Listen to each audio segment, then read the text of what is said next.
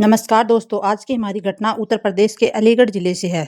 अलीगढ़ ज़िले के पास में एक काशिमपुर नाम का गांव पड़ता है। काशिमपुर गांव का रहने वाला एक प्रीत सिंह होता है, जो 5 साल से लगातार एमएलए के पद पे रह चुका होता है। एमएलए के पद पर रहते हुए उसने पैसों की बहुत सारी ठगी कर रखी थी और अपना बैंक बैलेंस अच्छा खासा कर रखा था। लेकिन ज़्यादा पैसा होने के कारण प्रीत सिंह का रवैया कुछ बदला-बदला सा रहता था। वह गरीब लोगों को नीचे दिखाता और नीचे दबाने की और कोशिश करता, गरीब को और ज़्यादा गरीब करने की कोशिश करता और गरीब लोगों की जो खूबसूरत महिला होती थी, उनके साथ अपनी रातें रंगीन करने की कोशिश करता था। प्रीत सिंह के परिवार में उसकी धर्मपत्नी कल्पना देवी भी होती है। कल्पना देवी देखने में काफ़ी खूबसूरत और जवान महिला होती है। प्रीत सिंह की शादी जब कल्पना देवी से हुई थी, तो कल्पना देवी और भी ज़्यादा बेहद ही खूबसूरत थी। किसी दिन अगर प्रीत सिंह पार्टी में जाया करता था, तो कल्पना देवी को भी अपने साथ ले जाया करता था। लेकिन कल्पना देवी की भी नज़रें गैर मर्दों पे टिकी रहती थी। वह भी चाल चलन और चरित्र से ठीक ठाक नहीं थी। पीछे इस वजह से कल्पना देवी और प्रीत सिंह के बीच कुछ अच्छा नहीं बन पाता था। प्रीत सिंह भी अपनी पत्नी कल्पना देवी को टाइम नहीं देता था, अपने कामकाज में व्यस्त रहता था और गैर औरत और महिलाओं के ऊपर ज़्यादा दिलचस्पी रखता था। प्रीत सिंह अपने कामकाज में ज़्यादा व्यस्त होने के कारण भविष्य में चलकर उसकी पत्नी कल्पना देवी बड़े-बड़े कारनामे करने वाली थी। इस तरीके से कुछ दिन बीत जाते हैं। एक तारीख आती है 4 अप्रैल 2026। सुबह के करीब 10 बजे का समय होता है। उस दिन प्रीत सिंह अपनी पत्नी कल्पना देवी को काम करते हुए घर पे देखता है, तो कल्पना देवी के माथे पे थोड़ा पसीना आया होता है। प्रीत सिंह कहता है कि कल्पना देवी, तुम घर का सारा काम कर लेती हो। जब से हमारे घर का नौकर चोरी करके भागा है, घर के सारे कामकाज की जिम्मेदारी तुम्हारे ऊपर आ गई है। लेकिन तुम चिंता मत करो, मैं तुम्हारे लिए एक अच्छा सा नौकर या नौकरानी जरूर ढूंढ के लेके आऊँगा। कल्पना देवी कहती है कि नौकर नौकरानी तो दूर की बात, तुम मेरे लिए टाइम नहीं निकालते हो। 2 महीने हो गए तुम मेरे पास एक रात भी नहीं सोए हो। यह बात प्रीत सिंह के दिल और दिमाग में बैठ गई। प्रीत सिंह कहने लगता है कि इस बात की फिक्र मत करो, मैं तुम्हारे लिए नौकर जरूर ढूंढ के लेके आऊँगा। और फिर कल्पना देवी अपने कामकाज में लग जाती है। प्रीत सिंह कहता है कि आज मैं एक पार्टी में जा रहा हूँ, अगर तुम्हें भी चलना है तो तैयार हो जाओ जल्दी से। कल्पना देवी कहती है, मुझे किसी भी पार्टी में नहीं जाना, वैसे भी तुम्हारे पास मेरे लिए टाइम नहीं है।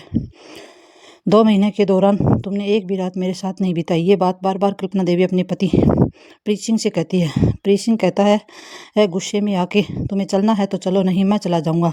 फिर प्रीत सिंह अपनी गाड़ी को स्टार्ट करके वो गाड़ी में बैठकर पार्टी में चला जाता है। पार्टी में जाके देखता है तो एक विधवा महिला जो बेहद ही खूबसूरत होती है, जिसका नाम सुलोचना देवी होता है, वह भी गैर मर्दों के साथ ज़्यादा दिलचस्पी रखती थी।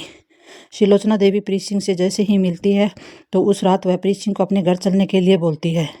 प्रीत सिंह कहता है कि सुलोचना देवी, तुम चिंता मत करो, पार्टी जैसे ही ख़त्म होगी तो मैं तुम्हारे साथ तुम्हारे घर ज़रूर चलूँगा। इसके बाद पार्टी का एंजॉय लेते हैं। प्रीत सिंह बहुत सारी शराब पी लेता है और उसको बेहद ही ज़्यादा नशा हो जाता है। नशा होने के बाद सुलोचना देवी देखती है कि प्रीत सिंह को बहुत ज़्यादा नशा हो गया, अब इसको लेकर मुझे मेरे घर जाना पड़ेगा। प्रीत सिंह की इस बात पर वह नशा ज़्यादा होने के कारण वह उसको गाड़ी में बिठा लेती है और सुलोचना देवी कहती है कि गाड़ी मैं चला लूँगी, ये तुम मेरे घर चलो, तुम्हें बहुत ज़्यादा नशा हो गया है। ऐसे ही वह गाड़ी में बिठा लेती है प्रीत सिंह को और गाड़ी खुद चलाने लगती है। फिर थोड़ी देर बाद वह सुलोचना देवी अपने घर पहुंच जाती है। घर पहुंचने के बाद जैसे ही घर का दरवाज़ा खुलता है, तो घर का दरवाज़ा एक बेहद ही खूबसूरत जवान लड़का खोलता है, जिसका नाम रवि होता है। प्रीत सिंह पूछता है कि सुलोचना देवी, ये कौन है? तो सुलोचना देवी कहती है कि ये मेरे घर का नौकर है, इसका नाम रवि है। इसका नाम, ये जो रवि होता है, उसके बारे में सुलोचना देवी प्रीत सिंह को सारी बातें बता चुकी होती है कि बहुत ही मेहनती और ईमानदार लड़का है, घर का सारा काम काज कर लेता है। फिर सुलोचना देवी प्रीत सिंह को लेकर अपने कमरे में चली जाती है और उस लड़के नौकर रवि को कहती है कि तुम 10 मिनट के लिए घर से बाहर चले जाओ और मेरे को कुछ ज़रूरी काम है। रवि उसकी अपनी मालकिन की बात समझ जाता है और घर से बाहर चला जाता है। फिर सुलोचना देवी प्रीत सिंह के साथ कमरे में चली जाती है और कमरा बंद करके आपत्तिजनक स्थिति में आ जाती है और एक दूसरे अपनी अपनी इच्छाएं पूरी करने लग जाते हैं। इसके बाद 10 मिनट का वक्त गुजर जाता है। नौकर रवि भी अपनी मालकिन सुलोचना देवी के घर वापस आ जाता है। उस समय सुलोचना देवी और रवि नौकर से कहती है कि रवि, ये जो एमएलए साहब प्रीत सिंह हैं, इनके घर पे तुम्हें नौकरी करनी है। जैसे ही रवि एमएलए साहब के घर में नौकरी की बात सुनता है तो बहुत ही खुश होता है और सोचता है कि एमएलए साहब के घर पे काम मिला तो कुछ बड़ा खासा पैसा मिलेगा, अच्छे खासे पैसे कमा लूँगा मैं। फिर वह उस एमएलए प्रीत सिंह और रवि को कहता है कि मैं तुम्हें 15,000 रुपये देने के लिए तैयार हूँ, लेकिन तुम्हें आज ही मेरे साथ मेरे घर चलना होगा। लेकिन इसके बाद जो प्रीत सिंह होता है वह इस लड़के रवि को अपनी गाड़ी में बिठाता है और इस समय अपने घर की ओर तरफ चला जाता है। थोड़ा सा वक्त गुजरने के बाद प्रीत सिंह अपने घर रवि को लेकर पहुंच जाता है और घर का दरवाजे की डोर जैसे ही बजती है तो प्रीत सिंह की खूबसूरत पत्नी कल्पना देवी दरवाज़ा खोलती है। कल्पना देवी को देखकर प्रीत सिंह सामने खड़ा है और उसके पास बड़ा एक हैंडसम सा नौजवान सा बड़ा सा लड़का खड़ा होता है। लेकिन कल्पना देवी अपने पति प्रीत सिंह को पूछने लगती है, लड़का कौन है? तो प्रीत सिंह एमएलए साहब हंसते हुए मुस्कुराते कहते, कल्पना तुम चिंता क्यों करो, तुम्हारे लिए नया नौकर लेके आए हूँ। लड़का बहुत ही मेहनती और ईमानदार है जो सुलोचना देवी के घर पे काम करता है। वैसे इस काम को कल्पना देवी ये बात सुनती है तो कल्पना देवी बड़ी खुश हो जाती है, लेकिन कल्पना देवी की नज़रें तो रवि की कदकाठी पे टिक चुकी थी। कल्पना देवी यह नया नौकर बहुत ही अच्छा लगता है। कल्पना देवी जैसे ही नौकर को देखती है मन में ठान चुकी होती है कि लड़का बहुत ही हैंडसम और नौजवान है, क्यों ना मैं अपने प्रेम जाल में फंसा लिया जाए, क्योंकि मेरा पति तो मुझे रात के समय खुश नहीं करता है और मेरा बिल्कुल भी ख्याल नहीं करता है। कल्पना देवी के मन में ये सब बातें चल रही। दूसरी ओर नौकर रवि होता है, वह कुछ कम नहीं होता है, लेकिन रवि ने अपनी पहली ही मालकिन शीला देवी के साथ बहुत सारी रातें रंगीन कर चुका होता है। नौकर रवि जैसे ही एमएलए साहब की पत्नी कल्पना देवी को देखता है तो वह उसकी खूबसूरत और जवानी के ऊपर बेहद ही फिदा हो जाता है। नौकर रवि को अपने घर के अंदर ले जाता है और प्रीत सिंह घर के सारे कामकाज समझा देता है। इस तरह से अब सारे काम उस लड़के के ऊपर आ जाता है। घर का लगभग 20 दिनों का वक्त रवि को एमएलए साहब के घर पे काम करते हुए लगभग 20 दिन का वक्त गुजर जाता है और लड़का रवि होता है वो मालकिन कल्पना देवी का मन जीत लेता है और अपने मालिक प्रीत सिंह का मन भी जीत लेता है। दोनों उस पर आंख बंद करके भरोसा करने लग जाते हैं। एमएलए साहब होते हुए लड़के को ऊपर बहुत ही ज़्यादा विश्वास करते हैं, लेकिन तारीख आती है 24 अप्रैल 2026 की। सुबह के करीब 11 बजे का टाइम होता है। एमएलए साहब प्रीत सिंह अपनी पत्नी धर्म पत्नी के साथ बैठकर चाय पी रहे होते हैं। उस समय प्रीत सिंह अपनी पत्नी कल्पना देवी से कहता है कि कल्पना मुझे ज़रूरी काम के लिए 2 दिन से बाहर जाना है, बाहर दिल्ली जाना पड़ेगा। 2 दिन मुझे वहाँ पर लग जाएंगे। 2 दिनों के बाद मैं वापस घर आऊँगा। जैसे ही पति प्रीत सिंह अपनी पत्नी को सारी बातें कहता है उसी समय कल्पना देवी बहुत ही खुश हो जाती है। कल्पना देवी मन में सोचने लगती है कि 2 दिन पति बाहर रहेंगे तो 2 दिन में मैं अपने नौकर के साथ मस्ती करने वाली हूँ। अब जैसे ऐसे से ख्याल मन में आने लगते हैं। कल्पना देवी अब यह सब कांड करने के लिए तैयार हो चुकी थी। थोड़ा सा वक्त गुजर जाने के बाद प्रीत सिंह एमएलए साहब गाड़ी में बैठकर बाहर चले जाते हैं और दिल्ली के लिए निकल जाते हैं। 20 मिनट का वक्त गुजरता है। उसी समय मालकिन कल्पना देवी अपने नौकर को आवाज़ लगाती है और नौकर रवि से कहती कि तुम्हारा जो मालिक है प्रीत सिंह 2 दिन के लिए दिल्ली गया है। मैं घर में बिल्कुल अकेली हूँ, मेरा समय नहीं गुजरने वाला है। तुम ऐसा करो, घर का राशन पानी भी खरीद कर ले आओ और 4 बियर की बोतल भी खरीद के ले आओ। जैसे ही रवि मालकिन की ये बातें सुनता है पूछने लगता है, मालिक तो घर पे नहीं है, बियर कौन पीने वाला है? इसके बाद मालकिन कल्पना देवी कहते हैं तुम्हें 4 बोतल बियर खरीद के लानी है, मैं शाम को तुम्हें बताऊंगी कि 4 बोतल बियर कौन पीने वाला है। इसके बाद जो मालकिन कल्पना देवी होती है वह नौकर रवि को कुछ पैसे देती है और कहती है कि ये तुम इसी समय शहर चले जाओ। और इसके बाद रवि पैसे लेकर शहर चला जाता है, घर का राशन और 4 बोतल बियर की खरीद के ले आता है। ये सारा सामान खरीदने के बाद घर वापस आ जाना।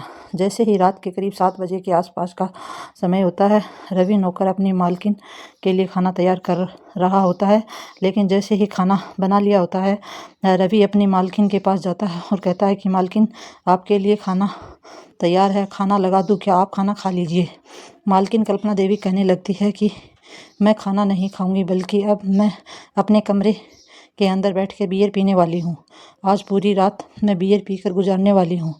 इसके बाद जो मालकिन कल्पना होती वह अपने नौकर रवि को कहती है कि रवि घर का मुख्य दरवाज़ा बंद कर दो। इसके बाद रवि अपने घर का यानी मुख्य मेन दरवाज़ा मालकिन का बंद कर देता है और कामकाज में व्यस्त हो जाता है। दूसरी तरफ कल्पना देवी बियर पीना शुरू कर देती है। जैसे ही बियर पीते पीते कल्पना को गहरा नशा हो जाता है और नशे के कारण वह महिला नौकर रवि के पास जाकर वो कहती है कि रवि, आज तुम्हें इस घर से बाहर बने कमरे में सोने की नहीं बल्कि आज तुम्हें मेरे कमरे में सोना पड़ेगा।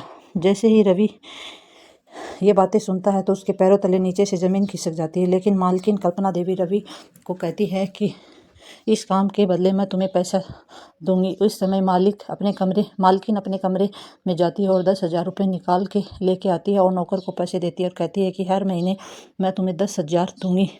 अब जैसे ही रवि नौकर को पैसे मिल जाते हैं तो वह बड़ा खुश होता है और रवि सोचने लगता है कि उसको मज़े मिलने वाले हैं और साथ ही उसको पैसे भी मिलने वाले हैं। ऐसी मालकिन कहाँ मिलने वाली है।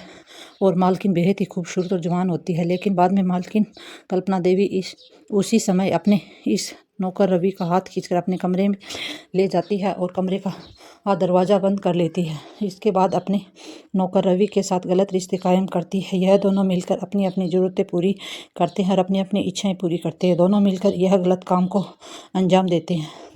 जब तक उनकी इच्छाएं पूरी नहीं होती तब तक वह गलत काम को अंजाम देते हैं। जैसे ही मालकिन का मन बढ़ जाता है, मालकिन कहने लगती है, आज तुम्हें पूरी रात मेरे साथ गुजारनी पड़ेगी, मैं तुम्हें और भी पैसे दूंगी।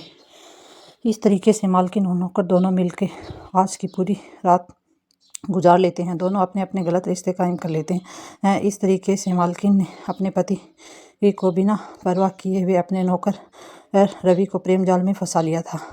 लेकिन आगे चलकर यह मालकिन उसे बड़े बड़े कांड करने वाली थी। जैसे ही वह रात गुजर जाती है, अगला दिन आ जाता है। सुबह के करीब 8 बजे का टाइम होता है। घर में नौकर रवि काम काज कर रहा होता है।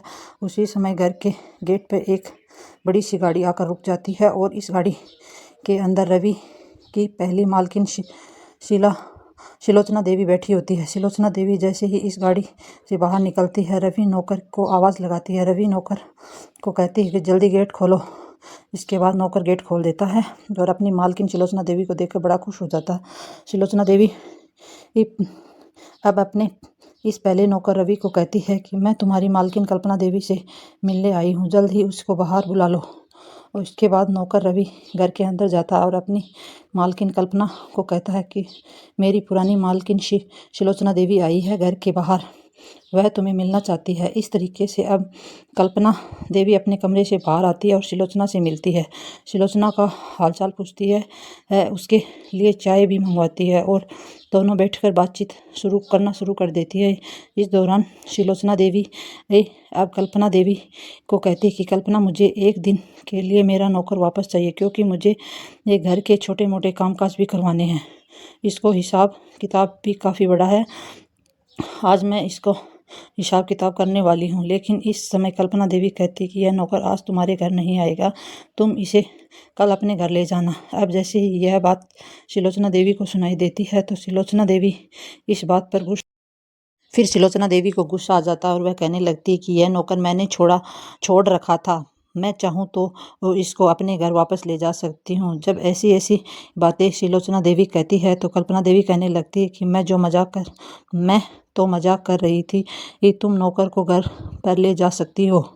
इसके बाद शिलोचना कहने लगती है कि मैं शाम के समय घर पर छोड़कर जाऊंगी, रवि को आपके घर पे छोड़ के जाऊंगी। इसके बाद शिलोचना देवी अपने नौकर रवि को आवाज़ लगाती है और गाड़ी में बिठा के ले जाती है और रवि नौकर होता है जो खुश होकर गाड़ी में बैठ जाता है। और रवि जानता था कि आज उसकी मालकिन शिलोचना देवी होती है, वह भी कांड करने वाली होती है। इसके बाद शिलोचना देवी अपनी गाड़ी को लेकर और रवि को साथ लेकर घर के लिए निकल जाती है। थोड़ी देर में शिलोचना देवी अपने घर इस नौकर को अपने घर पर ले आती है।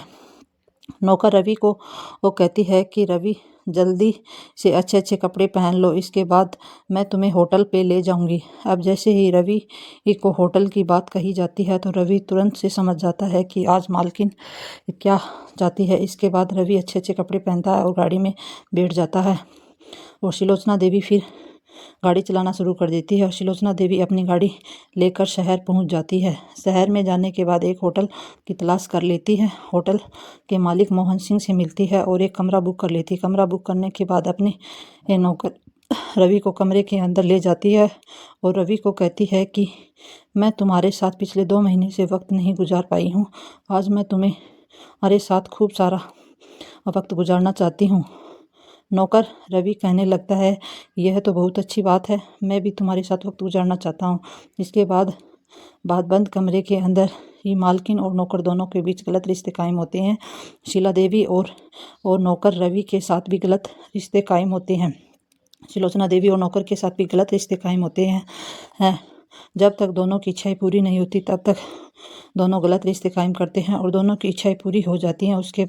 उसी समय रवि नौकर होता है वह भेद खोलना शुरू कर देता है। रवि नौकर अपनी मालकिन सुलोचना देवी को कहता है कि जो मेरी नई मालकिन कल्पना देवी होती वह भी मेरे साथ रातें रंगीन कर चुकी होती है और बदले में मुझे पैसे भी देती है। अब जैसे ही यह बात सुलोचना देवी को कही जाती है तो सुलोचना देवी के पैर नीचे ज़मीन खिसक जाती है।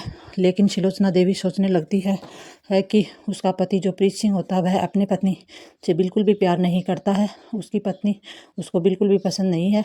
शायद इस वजह से कल्पना देवी भी तुम्हारे साथ अपना वक्त गुजारती होगी। लेकिन मालकिन सुलोचना देवी ही मुझे इस बात के लिए कोई भी एतराज़ नहीं है, लेकिन बीच बीच में तुम्हें मेरे साथ भी वक्त गुजारना पड़ेगा। नौकर रवि कहता है कि कोई बात नहीं, बीच बीच में मैं तुम्हारे घर भी आता जाता रहूँगा। और इसके बाद जैसे ही इन दोनों का काम ख़त्म होता है, सुलोचना देवी अपने नौकर को लेकर होटल के बाहर निकल जाती है और फिर यह दोनों कल्पना देवी के घर की तरफ चले जाते हैं। शाम के करीब 6:30 बजे का टाइम होता है। सुलोचना देवी की गाड़ी सीधी कल्पना देवी के घर के दरवाजे के बाहर रुकती है और जैसे ही नौकर रवि गाड़ी से नीचे उतर के अपनी दूसरी मालकिन कल्पना देवी के घर पर वापस आते हुए देखती है तो बड़ी खुश होती है। इसके बाद मालकिन जो कल्पना देवी होती है वह सुलोचना देवी को कहती है कि सुलोचना, यह तुम्हें बहुत ही अच्छा काम किया है कि तुम रात होने से पहले ही रवि को मेरे घर पे छोड़ दिया, क्योंकि रवि के बगैर मेरे घर का कामकाज नहीं चलता है। मुझे रवि की आदत पड़ चुकी होती है। वैसे ही रात का समय हो चुका है, खाना भी बनाना है। अब इसके बाद कल्पना होती है, वो सुलोचना से कहती है कि सुलोचना घर पर खाना खाकर चली जाना। लेकिन सुलोचना कहती कि नहीं, मैं अपने घर पे जाके खा लूँगी। इसके बाद सुलोचना देवी चली जाती है और कल्पना देवी अपने नौकर का आभार व्यक्त करती है कि तू चलो घर आ गया, अब मेरे लिए खाना तैयार कर दो। मुझे इस बात का कोई एतराज़ नहीं है कि सुलोचना देवी की गाड़ी में तुम बैठ के गए हो। और इसके बाद इस नौकर रवि और कल्पना देवी दोनों ही रह जाते हैं और सुलोचना देवी अपने घर चली जाती है। रात के करीब 8 बजे के टाइम होता है। कल्पना देवी अपने नौकर रवि को आवाज़ लगाती है और कहती है कि रवि देखो, आज की रात और बाकी है हमारे पास। आज की रात भी मस्ती करने वाले हैं, लेकिन इस समय शराब के ठेके पर जाना पड़ेगा। वहाँ से आज भी तुम्हें बियर खरीद कर लानी पड़ेगी। रवि को कुछ पैसे दिए जाते हैं। रवि उसी समय इस घर से बाहर जाता है और शराब की ये ठेके पर जाता है, लेकिन बियर खरीद के लेके आता है और बियर खरीदने के बाद कुछ खाने पीने का सामान भी लेके आता है और अपने घर पर आ जाता है। और जैसे ही रवि घर पर आ जाता है तो कल्पना देवी कहने लगती है कि घर का मेन गेट बंद कर दो। इसके बाद रवि मुख्य दरवाज़ा मेन गेट बंद कर देता है और घर के अंदर प्रवेश कर जाता है। रवि नौकर कहने लगता है कि मालकिन, आज तो मैं भी तुम्हारे साथ बैठकर बियर पीने वाला हूँ। इसके बाद नौकर और मालकिन दोनों घर के अंदर बैठ के काफ़ी सारी बियर की बोतलें पी लेते हैं और गहरा नशा हो जाता है। नशे की हालत में मालकिन जो कल्पना होती है वह अपने नौकर रवि को कहती है कि चलो आज अपना वक्त गुजार लेते हैं। इसके बाद नौकर भी खुश होकर कमरे का दरवाज़ा बंद कर लेता है और दोनों के बीच गलत रिश्ते कायम होने लगते हैं। नौकर और मालकिन दोनों मिलकर अपनी अपनी ज़रूरतें पूरी कर लेते हैं। यह दोनों मिलकर तब तक गलत रिश्ते कायम करते हैं, गलत रिश्तों को अंजाम देते हैं, तब तक इनकी इच्छाएं पूरी नहीं हो जाती, दोनों संतुष्ट नहीं हो जाते। इसके बाद मालकिन कल्पना देवी होती है वह इस लड़के को कुछ और पैसे देती है और कहती है कि जब तक मेरा मन करेगा मैं तुम्हारे साथ अपना वक्त गुजार लिया करूँगी और अब मुझे अपने पति की भी बिल्कुल ज़रूरत नहीं है और ना ही मुझे उसकी अब परवाह करनी है। इस तरीके से अब इस नौकर रवि ने दो मालकिन को प्रेम जाल में फंसा लिया था। नौकर रवि अपनी पहली मालकिन से भी पैसे लेता था और दूसरी मालकिन कल्पना देवी से भी पैसे लिया करता था। इस तरीके से अब दोनों मालकिनों से पैसे लेता था और जब भी मन करता तो किसी भी एक मालकिन के पास चला जाता था। ऐसे ही एक तारीख आती है, 12 जून 2026 का दिन होता है। करीब सुबह 8 बजे का टाइम होता है। रवि नौकर भी घर के अंदर कामकाज कर रहा होता है। दूसरी तरफ जो कल्पना देवी होती है वह अपने कमरे में बैठी होती है और कमरे में बैठे बैठे कल्पना देवी को चक्कर आने लगते हैं और ज़ोरदार से उल्टियाँ शुरू होने लगती हैं। आज घर के अंदर एमएलए साहब प्रीत सिंह भी मौजूद होते हैं। प्रीत सिंह एमएलए साहब देखता है कि आज उसकी पत्नी कल्पना देवी की तबीयत खराब है। एमएलए साहब कहने लगता है कि मैं तुम्हें अपनी गाड़ी में बिठाकर हॉस्पिटल ले जाता हूँ, तो पत्नी मना कर देती है। लेकिन प्रीत सिंह आज अपनी पत्नी की बात को नहीं सुनता और ज़बरदस्ती उसको गाड़ी में बिठा के हॉस्पिटल ले जाता है। हॉस्पिटल ले जाने के बाद प्रीत सिंह एक डॉक्टर महिला से मिलता है और कहता है कि मेरी पत्नी की तबीयत ख़राब हो गई है, प्लीज़ डॉक्टर आप उसका मेडिकल चेकअप कीजिए, इसकी जांच करनी है। जांच करने के बाद महिला डॉक्टर अब हंसते मुस्कुराते हुए प्रीत सिंह को कहने लगती, बड़ी ही खुशी की बात है, तुम पिता बनने वाले हो, तुम्हारी पत्नी माँ बनने वाली है। जैसे ही प्रीत सिंह को डॉक्टर महिला की बात सुनता है तो प्रीत सिंह के पैरों तले ज़मीन खिसक जाती है और इसके बाद प्रीत सिंह इस महिला डॉक्टर को कहने लगता है कि डॉक्टर साहब, मैंने अपनी पत्नी के साथ पिछले 6 महीने से एक भी रात नहीं गुजारी है। मेरी पत्नी जो है वह कैसे माँ बन सकती है। महिला डॉक्टर कहती है कि इस बात के बारे में मेरे को क्या पता। महिला डॉक्टर प्रीत सिंह से कहती है कि मुझे नहीं पता, तुम्हारी पत्नी कल्पना देवी वह माँ बनने वाली है। फिर प्रीत सिंह होता है वो अपनी पत्नी कल्पना देवी को लेकर घर पे आ जाता है और अलग कमरे में जाके उससे पूछने लगता है कि ये बच्चा किसका है। मैंने तो पिछले 6 महीने से तुम्हारे साथ एक भी रात नहीं गुजारी है, फिर ये बच्चा किसका है। तो उसकी पत्नी कल्पना देवी कहती है कि ये तुम्हारा ही बच्चा है। इस बात पे प्रीत सिंह बहुत ज़्यादा गुस्सा हो जाता है और अपनी लाइसेंस वाली पिस्टल निकालता है और कल्पना देवी के ऊपर तान देता है। कल्पना देवी पिस्तौल को देख के सोचती है कि अब क्या करूं और सारी बातें सच बता देती कि ये बच्चा अपने घर में जो काम कर रहा नौकर उसका है, रवि का है। फिर ये बात सुन के प्रीत सिंह आग बबूला हो जाता है और कल्पना देवी के ऊपर 2 गोलियां चला देता है। गोलियों की आवाज़ सुन के रवि नौकर वह घर से भागने लगता है। जैसे ही भागते देखता है तो प्रीत सिंह नौकर रवि पर भी 2 गोलियां चला देता है और दोनों की मौके पे मौत हो जाती है। और फिर प्रीत सिंह होता है एमएलए साहब, वो अपने आप को पुलिस को वो सरेंडर कर देते हैं और बताते हैं कि मेरे घर पे मेरे नौकर रवि और मेरी पत्नी कल्पना देवी की लाशें पड़ी हैं। पुलिस मौके पे पहुंचती है और दोनों की लाशों को वो अपने अंडर में लेती है और पोस्टमार्टम के लिए भेजती है और पुलिस उस प्रीत सिंह को वो कोर्ट में पेश करती है और जज उसे ये सज़ा सुनाते हैं। इस बात पे इस कहानी के पीछे जो हमारा सुनाने का उद्देश्य था वह किसी की भावना को ठेस पहुंचाना नहीं है और न ही किसी के दिल को आहत करना है। और ये सब सुनाने के पीछे आप सभी को सचेत करना, जागरूक करना है। और इस कहानी में हमने नाम, स्थान और जगह बदल दिए हैं ताकि किसी का नाम उजागर ना हो, किसी की पहचान का पता ना हो। मिलते हैं फिर दोस्तों एक और नई कहानी के साथ। तब तक अपना और अपने परिवार का ख्याल रखना। जय हिंद दोस्तों, वंदे मातरम।